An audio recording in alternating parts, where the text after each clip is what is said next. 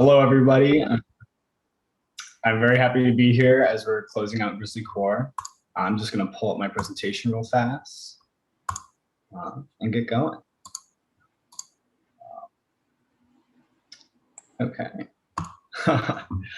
So as Eliza mentioned, my name is Bryce Hutchins. I grew up in Humboldt County, which is the very northern bit of California on the coast. And I grew up surrounded by old growth redwood forests and all of the ecosystems around there.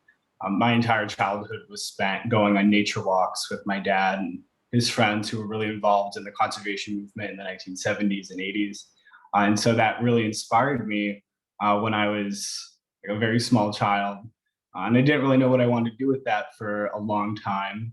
And then as I was graduating and COVID kind of disrupted everybody's plans, including my own, I came across GrizzlyCorps and it looked like an amazing opportunity. And once my initial plans were dashed because we couldn't travel anywhere and things were canceled, I decided to switch gears and come up to Mendocino County with GrizzlyCorps and kind of get back to my roots a little bit. And it was an awesome opportunity to contribute back to a community much like my own, to work in ecosystems that I was already familiar with, and feel like I was doing some good work in this area. So that's kind of my little introduction. So I've been serving with the Mendocino County Resource Conservation District for the past 11 months, and it's been quite the steep learning curve. I'm very happy that Grace went over kind of what RCDs are. They're very complex and interesting organizations. They do so much work. There's a lot of limitations we have with grant funding, but I've just been amazed at the ability for the staff and the people I've been so fortunate to work with to implement some pretty incredible projects and touch so many people in a county like this, where there's so much need when it comes to climate change resiliency and making sure these ecosystems and lands are healthy for everybody in the future, because this is going to be a big thing going forward.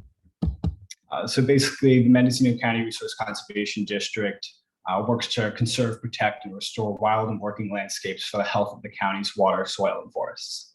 And so that's a pretty broad mission. And I've only been able to work in a small portion of that through their Forest Health and Resiliency Program. As Eliza mentioned, I have a degree in forestry. And so to be able to go out and get the practical experience I've been able to have for this past year, working directly with landowners, implementing projects, managing contractors, and getting that hands-on experience that is so vital early on in a career. And so with the Forest Health Program, we promote sustainable forestry and land stewardship through active management for both climate change and fire resiliency on public and private lands.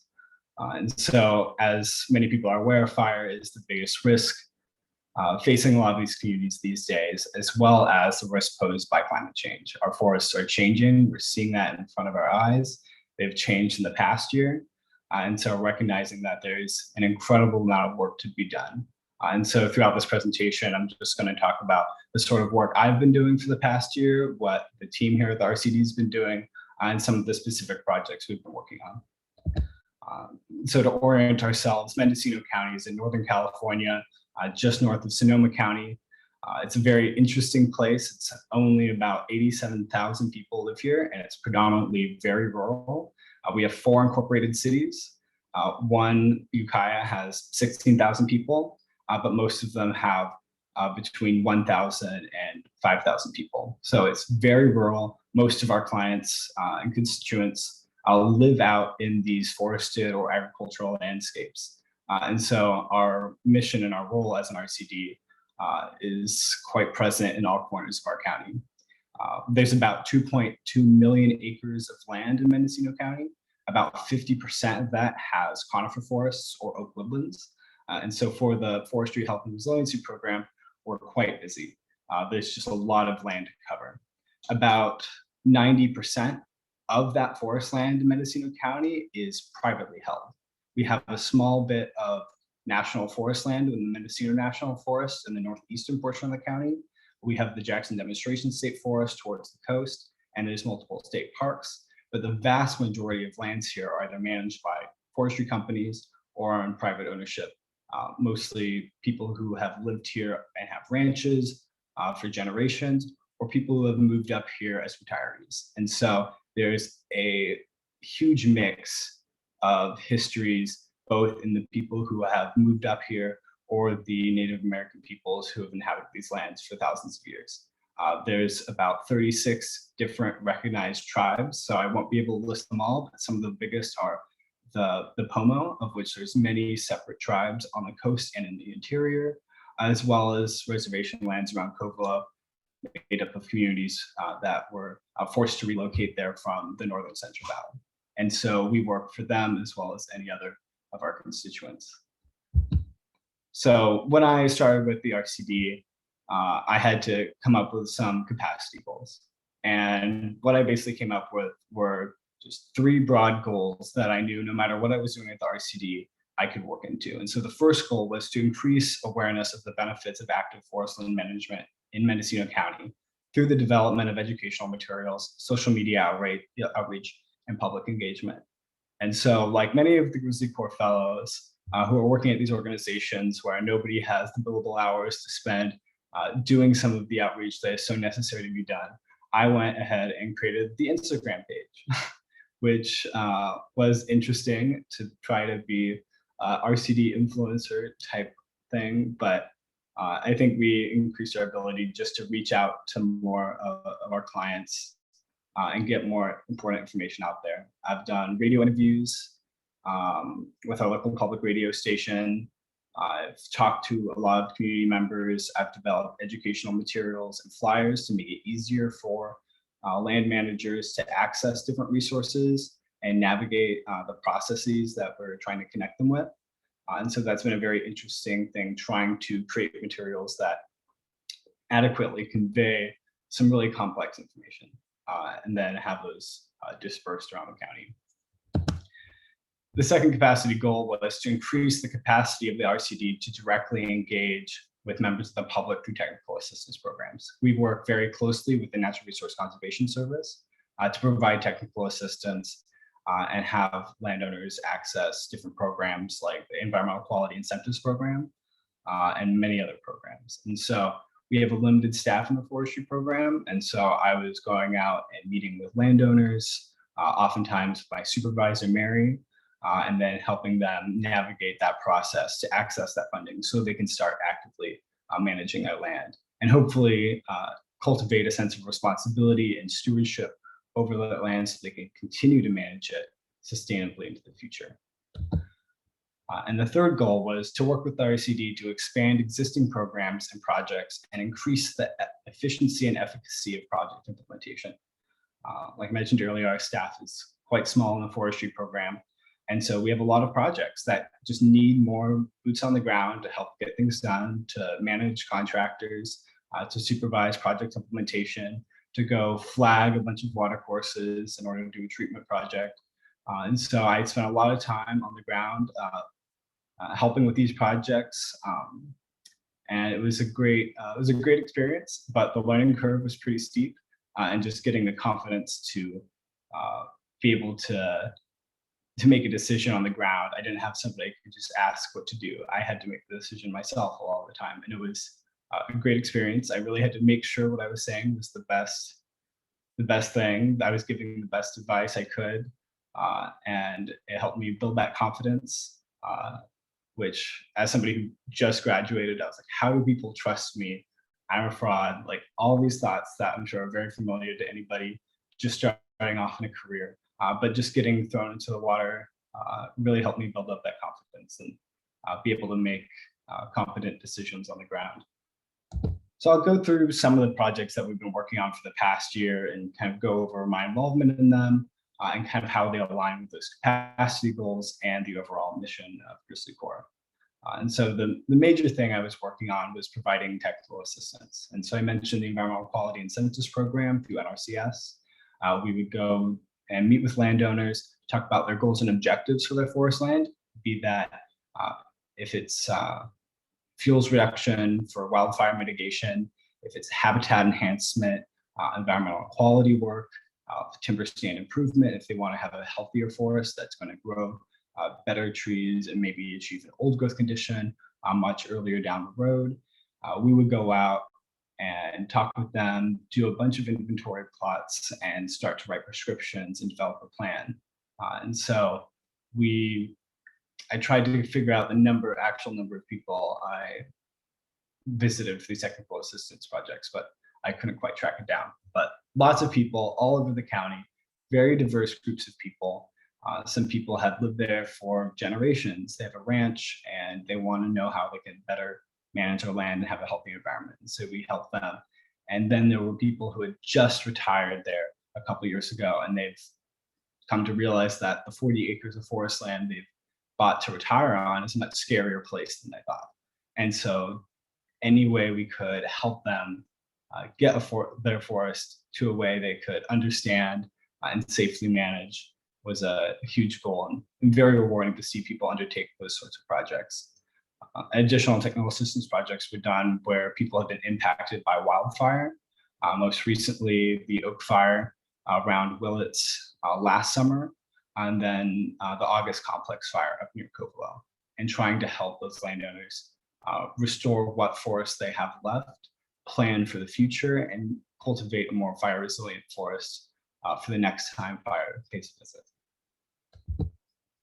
So one of the big projects I worked on was a riparian fuel reduction project along Dutch Charlie Creek. It's a very important tributary of the Eel River for the South Fork Eel. And what we're seeing is that fires are increasingly moving into riparian corridors where there's dense forest conditions.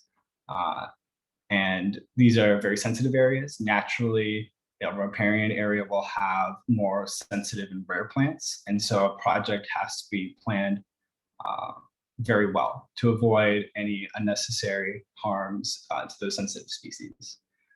So this was a very large project. It was about 30 acres. I had to flag every single alder and rhododendron and riparian plant I could find so the crews would not touch them, which over 30 acres and a mile of stream was a lot of plants to find.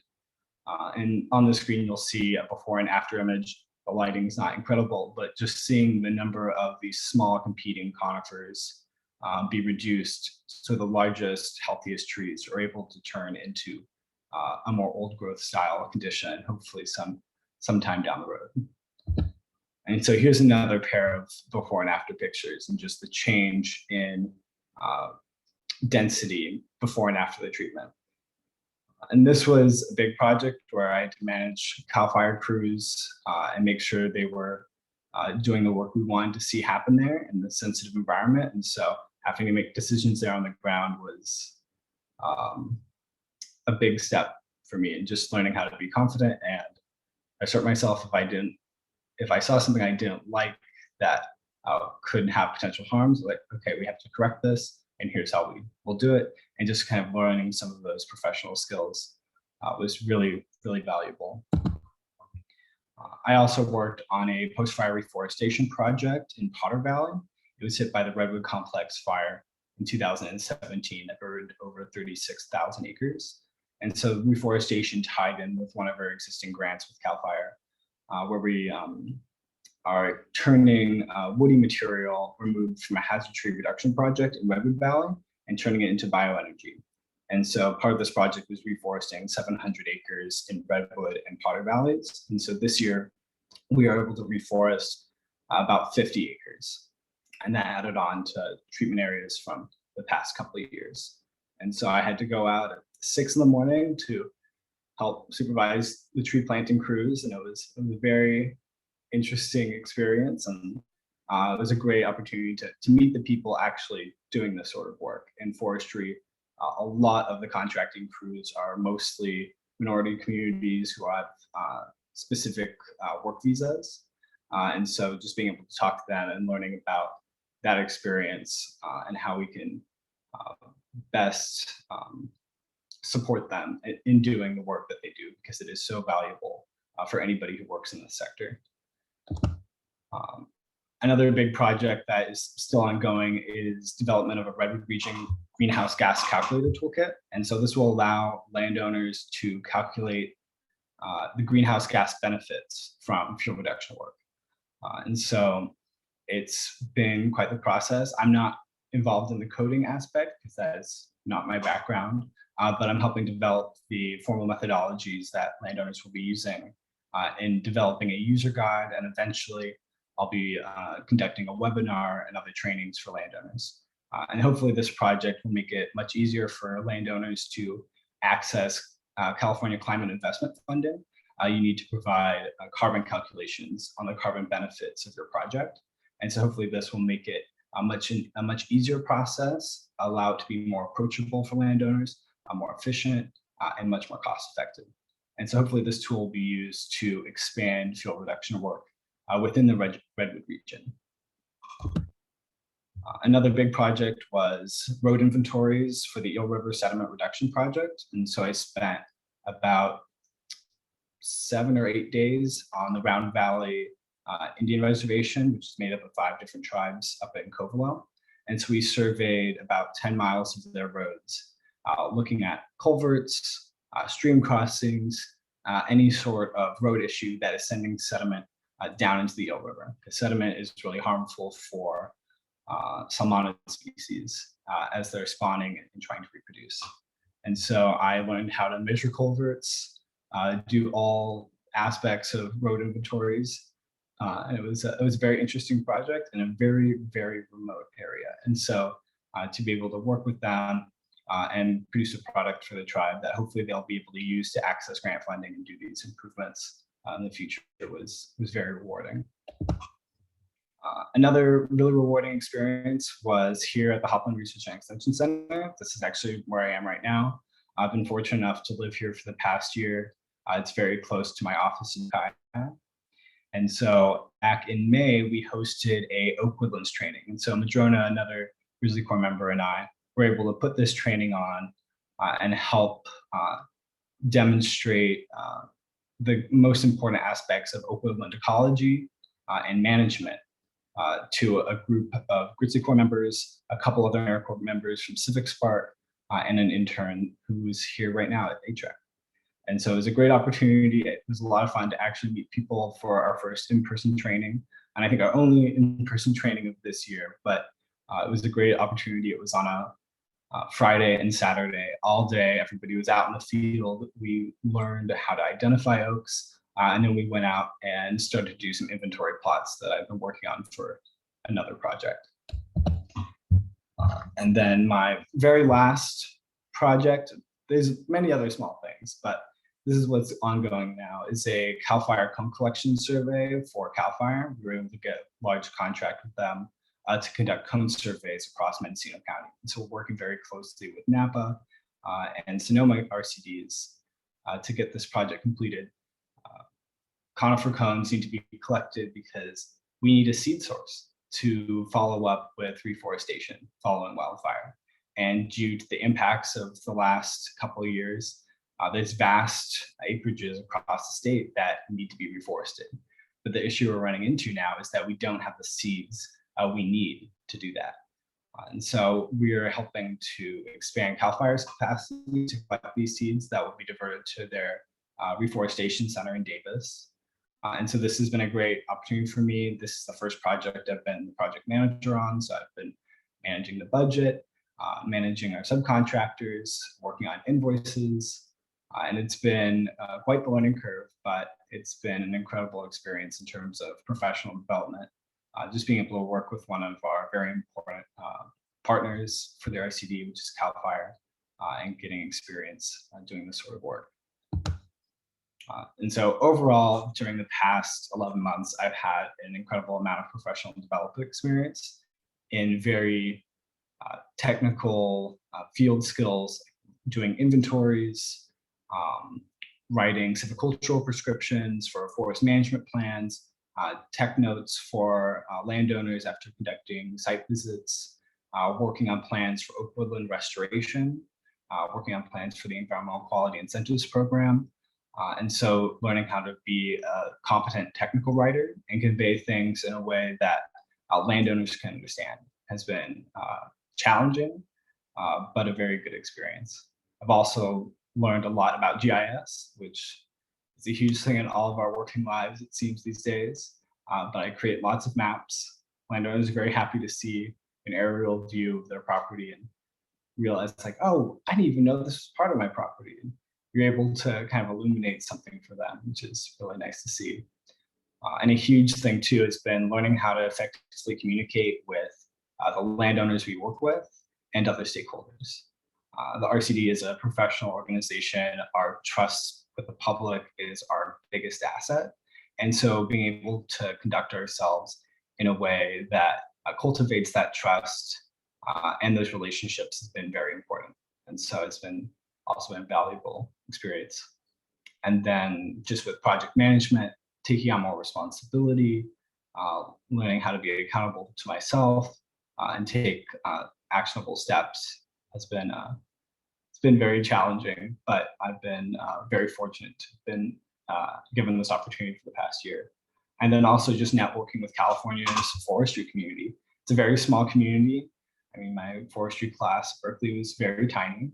There's just not a lot of foresters working out here, but it's one of the things we need the most in the state these days.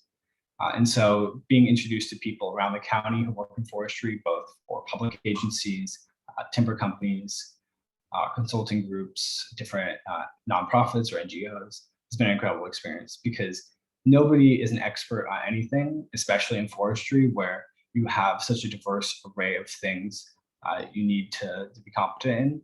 You'll always have to ask somebody else for advice or assistance. And just learning how to go and ask somebody for that has been probably one of the most valuable skills I've learned in terms of interacting with people within the forestry community. And so for my next steps, I've been hired on by the RCD, so I'm very happy to be staying on with them and continuing the work that we've been doing for the past year. So some of the projects I've been working on for this past year as a GrizzlyCorps, I'll continue working on next year. And so I'm very excited. There will be another GrizzlyCorps member at the RCD working with the Fire Safe Council and the Soils Program. And so I'm very excited to be able to share what I've learned with them and hopefully invite them out to help me out on some fun projects when they crop up. And so I'm very happy to stay with them and see what comes next. And so thank you so much. And thank you to GrizzlyCorps for providing this opportunity for us and making us be able to go out to these communities that need all the help they can get and giving us the direct experience so early on in our careers. I think it's going to be very beneficial. And then thank you also to the Mendocino RCD that's been so supportive for the past year, and to Mary, my supervisor, who's taught me everything. I'm going to be very happy to continue working with them all this next year. And so if there's any questions, feel free to ask them.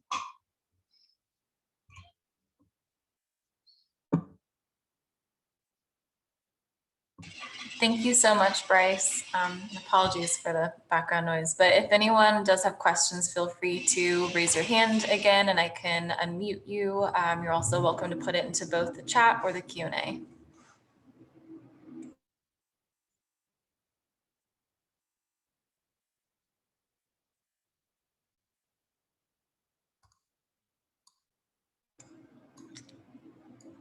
I do have one question for you, Bryce. What is one piece of advice you would like to pass on to future GrizzlyCorps fellows? I think the biggest thing is to be a sponge, which that doesn't seem to make much sense. Be a sponge for knowledge, for advice, for experiences, for anything really, because often the next GrizzlyCorps people, they're also going to be coming out of college with a fresh perspective. And the best way to learn is to just be a sponge. Ask as many questions as you can from the people you work with, from the community members you meet. There will always be so many different perspectives, so many different ways of learning and understanding the spheres that we work in. And the more of those perspectives you have, the better decision maker you'll be. And so my best advice is to be a sponge, which is kind of a fun metaphor, but. Wonderful. And we'll do one more question before we bring Jacob on. And it's from Rainey. Says, yay, congratulations on finishing up your term and getting a job with the RCD. How did you cope with the challenges of COVID-19? That was very challenging. So, I mean, often the RCD runs a lot of public events. And so not being able to have those and have that direct community interaction was very difficult. And so we had to transition our board meetings online, and we weren't getting the attendance that we usually have when they were in person. And so finding new ways to reach out was essential. And so just social media outreach, posting Instagram stories, having more engagement on Facebook. We started a YouTube channel. Our website's not fully up and running yet, but just trying to find new ways of interacting with them. Also a bit of kind of changing course on a couple of projects that may have needed more public engagement. And so just kind of preparing to scale those back up at some point in the future. And I mean, a lot of our constituents and clients are older, retired people. And so we really need to be able to talk with people in order to create a good plan for their forest. And so that was very limiting. But now that things are starting to open back up here in Mendocino, I hope to work with more people and go to more community meetings and have more direct engagement again. Wonderful. Thank you so much, Bryce. And we will, again, we have these sessions recorded, so I'll stop the recording now and then we'll bring on Jacob. So thank you again, Bryce.